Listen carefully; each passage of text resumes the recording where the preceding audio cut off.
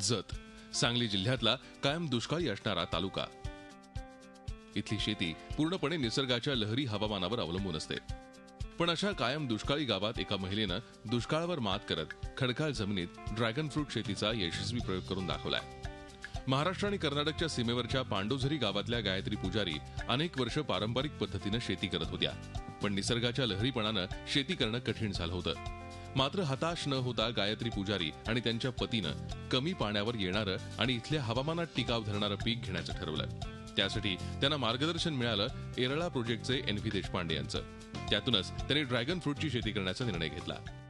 Chemicals काय लागत नाही अशा पद्धतीचं फळ आहे आणि तुम्ही लावणार असलं तर बघा म्हणल्यानंतर आम्ही पलूसला पिलीवला जाऊन बघून आलो. तिथनं बघून येऊन आम्हाला पटलं ते म्हणजे कमी पाण्यात हे आम्ही फळ घेऊ शकतो आणि उत्पन्न काढू शकतो म्हणून आम्ही ड्रॅगनचा निर्णय घेतला.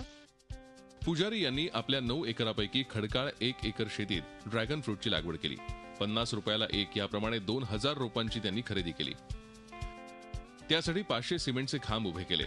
शेततळ उभारून ठिबकनं पिकाला पाणी दिलं. तसंच पिकावर शेणखताची फवारणी केली. कमी पाणी आणि खडकाळ जमिनीत ड्रॅगन फ्रूटचं पीक येतं. 1 महिना या पिकाला पाणी दिलं नाही तरी चालतं.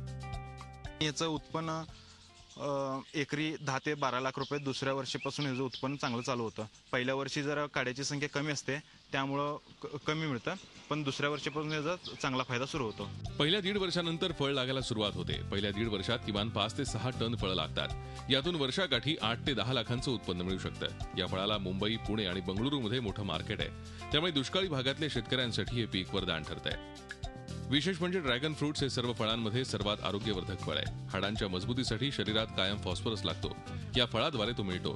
मधुमेह झालेल्या व्यक्तीनं हे फळ खाल्लं तर शरीरातलं साखरेचं प्रमाण नियमित असतं. अशा या आरोग्यदायी आणि कमी पावसात पिकणाऱ्या फळाचं उत्पादन घेण्याचा विचार इतर शेतकऱ्यांनीही करावा. Ravindra Kamble, Zee media, Sangli. Zee 24 तास रहा एक पाऊल पुढे.